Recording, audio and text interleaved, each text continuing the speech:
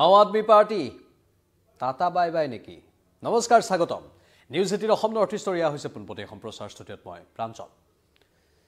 দিল্লী বিধানসভাত খোল খাইছে আপৰ আখ্যান বিশেষকৈ অৰবিন্দ কেজৰিৱালৰ আখ্যান চিজ মহল বনাওঁতে কিমান টকা ব্যয় হ'ল কিমান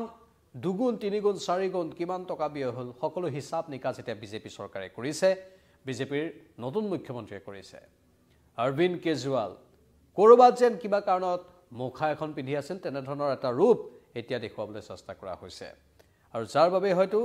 এতিয়া এটাৰ পাছত আন এটাকৈ খহনীয়াও হৈছে দলটোৰ ভিতৰ চৰাত মনোজ ধানোৱাৰৰ ভাষ্য আহিল আনকি আম আদমি পাৰ্টিৰ অসমৰ সাধাৰণ সম্পাদকৰ ভাষ্য আহিল সাধাৰণ সম্পাদকগৰাকীও পদত্যাগ কৰা বুলি আহিলে দলীয় সকলো পদৰ পৰা লগতে মনোজ ধানোৱাৰে পদত্যাগ কৰা বুলি আহিলে পাছত অৱশ্যে মনোজ ধানোৱাৰে পোনপটীয়া সম্প্ৰচাৰত আহি ক'লে যে তেওঁ পদত্যাগ কৰা নাই মাত্ৰ 5-6 মাহৰ বাবে অব্যাহতি বিচাৰিছিল অলপ আচৰিত হোৱা কথা তেওঁ যদিও কৈছে যে দিল্লী ইলেকশ্যনৰ আগেই 2 জানুৱাৰীতে তেওঁ পদত্যাগ মানে সাময়িক পদত্যাগ নহয় আসলে সাময়িক কৰ্মবিৰতিৰ কথা উল্লেখ কৰিছিল কিন্তু তেওঁৰ কথাখিনিত অলপ এই কাৰণে ৰহস্যৰ সৃষ্টি হ'ল যে এটা ৰাজনৈতিক দলৰ তাকো 26ত বিধানসভা নিৰ্বাচন অসমত তাৰ আগে 5-6 মাহৰ সাময়িকভাৱে কৰ্মবিৰতি পালন কৰা কথাটো কি বুজায় স্বাভাৱিকতে দলৰ ভিতৰত কিবা এটা হ'ব পাৰে যদিও তেওঁ কৈছে যে সংবাদ মাধ্যমে কিছুমান বাতৰি এনে উলিয়াই দিছে উলিয়াব পাৰে হয়তো কোনোবাই সংবাদ মাধ্যমে কিন্তু সমান্তৰালভাৱে কওঁ যে সাময়িক পদত্যাগ কৰা কথাটো যে মনোজ ধানোৱাৰে আজি নিজেই পোনপটীয়া সম্প্ৰচাৰত আহি ক'লে তাকো কিন্তু সহজভাৱে ল'ব নোৱাৰি সাময়িক পদত্যাগ 5-6 মাহৰ বাবে এজন সভাপতি আঁতৰি সাময়িকভাৱে কৰ্মবিৰতি পালন কৰা কথাটো অলপ আচৰিত হ'বলগীয়া কথা তাতো হয়তো কিবা দলৰ ভিতৰ চৰাত কিবা হয়তো যিখিনি কথা তেওঁ খুলি কোৱা নাই হয়তো তেনেকুৱা ধৰণৰ কথা থাকিব পাৰে যাৰ বাবে সাময়িকভাৱে তেওঁ ব্যক্তিগত কাৰণ বুলি কৈছে কিন্তু সেই কথাটো অলপ আচৰিত হ'বলগীয়া কথা এইটো ইমান দিনৰ অৱশ্যে সংবাদ মাধ্যমৰ সন্মুখত অহা নাছিল আজি তেওঁ ক'লে যিকি নহওক এই বিষয়টোলৈ আমি কিছু সময়ৰ পাছত আহিম কিন্তু এতিয়া অৰবিন্দ কেজৰিৱালৰ অলপ কথা কৈ লওঁ অৰবিন্দ কেজৰিৱালৰ সেই ইমেজটো যিটো ইমেজ এটা সময়ত আছিলে যেতিয়া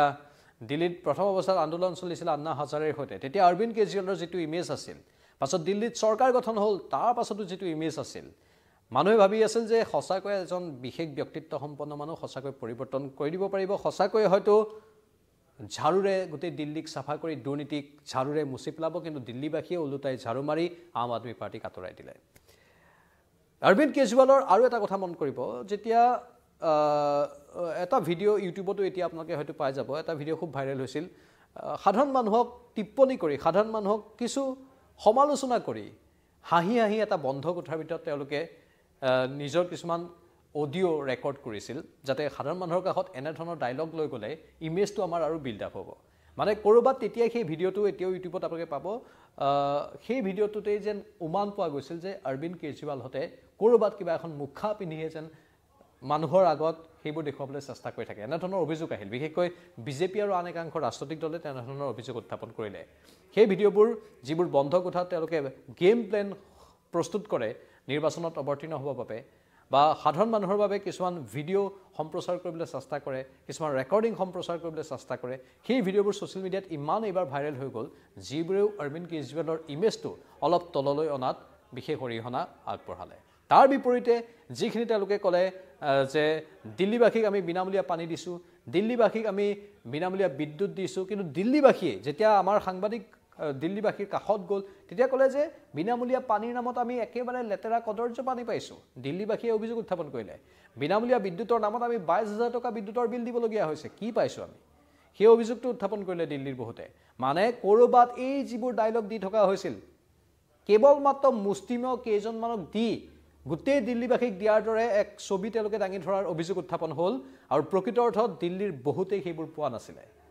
ভাবি আছিল যে এওঁ পাৰিব অৰবিন্দ কেজৰিৱালে পাৰিব বুলি ভাবি থাকোঁতেই গ'ল দিল্লীবাসীৰ যমুনা নদী পৰিষ্কাৰ নহ'ল দিল্লীবাসীয়ে কদৰ্য পানী পাব লগা হ'ল বিনামূলীয়া পানীৰ নামত আনকি দিল্লীবাসীয়ে এই বুলিও ক'লে যে তোমালোকে আমাক পইচা দিব নালাগে মানে চৰকাৰক ক'লে অৰবিন্দ কেজৰিৱালক যে আমি তোমালোকক পইচা দিম আমাক বিশুদ্ধ পানীখিনিতো অলপ দিবলৈ চেষ্টা কৰা 2100 টকাকৈ মহিলা যুৱতীসকলক দিয়াৰ কথা এইবাৰ নিৰ্বাচনী প্ৰতিশ্ৰুতি আছিল তাতো নাৰাজ হৈ পৰিল একাংশ লোক তেওঁলোকেও ক'লে যে আমাৰ পৰাই কৰ কাটল ল'ব আমাৰ পৰা কৰ কাটল লৈ আকৌ আমাৰ পৰাই সেই টকাবোৰ লৈ আকৌ হিতাধিকাৰী সৃষ্টি কৰিব সেইটো কোনো কাৰণতে সহজভাৱে ল'ব নোৱাৰে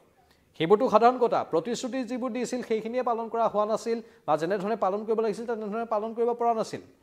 যাৰ বাবে তেওঁলোকৰ প্ৰতি দিল্লীবাসীৰ আস্থা লাহে লাহে কমি গৈছিল দিল্লীখন গোটেই ডাম্পিং গ্ৰাউণ্ডৰ দৰে হৈ গৈছিল কদৰ্য লেতেৰা প্ৰদূষিত জাবৰ জোথৰেৰে ভৰা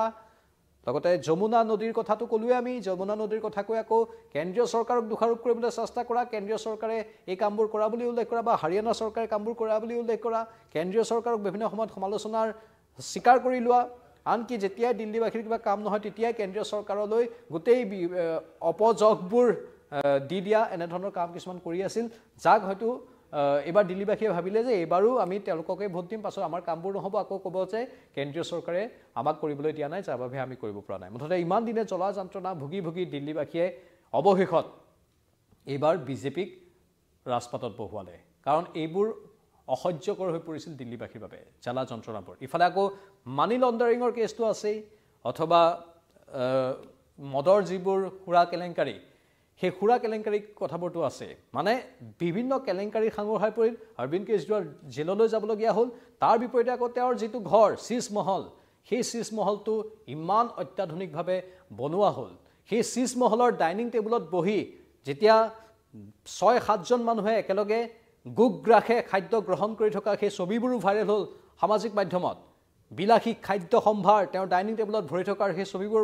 ভাইৰেল হ'ল শীষ মহলৰ ভিতৰৰ সেই বিলাসী কোঠাবোৰ ভাইৰেল হ'ল তাৰ পাছতেই দিল্লীবাসীয়ে যেন অনুমান কৰি ল'লে এইজনচোন আম আদমি নহয় যি আম আদমিৰ কথা কোৱা যি সাধাৰণ মানুহৰ কথা কোৱা ব্যক্তি সেই সাধাৰণ মানুহৰ কথা কোৱা ব্যক্তিজনে যিজনে মাফলাৰ এখন ডিঙিত মেৰিয়াই জনসাধাৰণৰ কাষত যায় কাহি থাকে দেখাততো সাধাৰণ মানুহ যেন লাগে কিন্তু তেওঁৰ লাইফষ্টাইল তেওঁৰ জীৱন ধাৰণৰ প্ৰণালীচোন সাধাৰণ মানুহৰ দৰে নহয় আম আদমি পাৰ্টিৰ দৰে নহয় আৰু তাৰ বাবে হয়তো এইবাৰ দিল্লীবাসীয়ে অৰবিন্দ কেজৰিৱালৰ মুখাৰ আঁৰৰ মুখখন দেখি গ'ল হয়তো এনেধৰণে বিভিন্নজনে কৈছে ৰাজনৈতিক বিশ্লেষকৰ এইবোৰ মন্তব্য আনকি এতিয়া শাসনত অহা বিজেপি দলেও সেইবোৰ কথা কৈ আছে ধাৰাবাহিকভাৱে তেওঁলোকে নিৰ্বাচনৰ আগৰ পৰাই কৈ আছিল এতিয়াও কৈ আছে সেইবোৰ তথ্যৰ ভিত্তিতে আমি এইটো সম্প্ৰচাৰ আগবঢ়াইছোঁ মানুহে ক'বলৈ বাধ্য হ'ল যে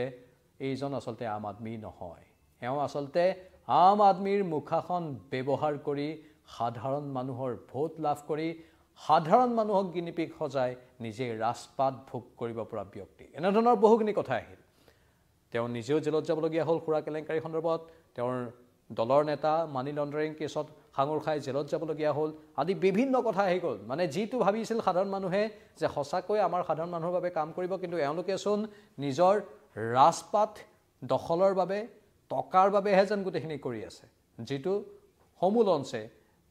মানে সহ্য কৰিব পৰা বিষয় নহ'ল আৰু যাৰ ফলত এইবাৰ দিল্লীত অৰবিন্দ কেজৰিৱাল নিজেও পৰাভূত হ'ল আম আদমি পাৰ্টিৰ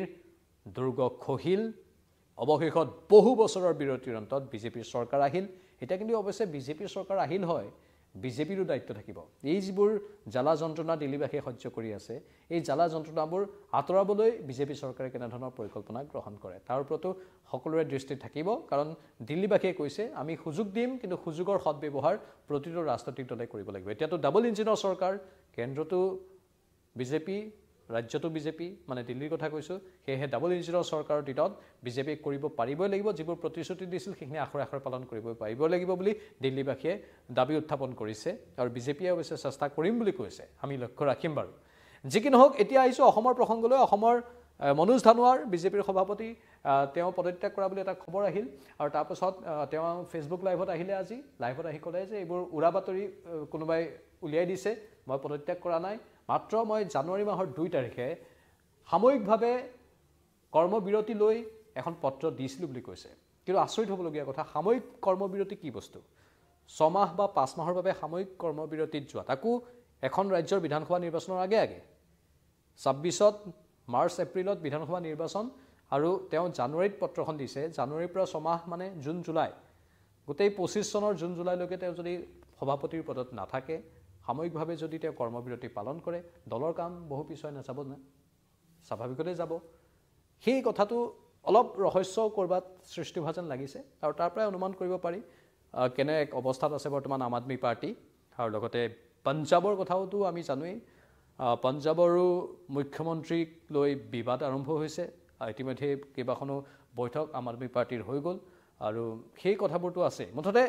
লক্ষণীয় বিষয় আৰু দিল্লী বিধানসভাত এইকেইদিন হজুৰে এই কথাবোৰ উত্থাপন হৈ আছে দিল্লী বিধানসভাত এফালৰ পৰা সকলো ফাইল খুলি দিয়া হৈছে চিজমহল নিৰ্মাণৰ নামত কেনেধৰণে কিমান কোটি টকা ব্যয় কৰা হ'ল সেই সকলো ফাইল খুলি দিয়া হৈছে মানে বিজেপিয়ে হয়তো উঠি পৰি লাগিব এতিয়া মুখাৰ আৰৰ মুখবোৰ উলিয়াবলৈ কিন্তু সমান্তৰালভাৱে বিজেপিয়ে কামবোৰো কৰি যাব লাগিব দিল্লীৰ উন্নয়নৰ বাবে আৰু লগতে এওঁলোকে যদি কিবা ভুল কৰিছিল সঁচা অৰ্থত এওঁলোকে যদি বেয়া কাম কৰিছিল সেই মুখাৰ আৰৰ মুখবোৰো ভালদৰে উন্মোচন কৰি দিয়াটো দৰকাৰ আপোনালোকৰ মতামত কি কমেণ্ট বক্সত কমেণ্ট কৰি জনাব পৰৱৰ্তী সময়ত আকৌ আহিম চাই থাকিব নিউজ 18 অসম নৰ্থ ইষ্ট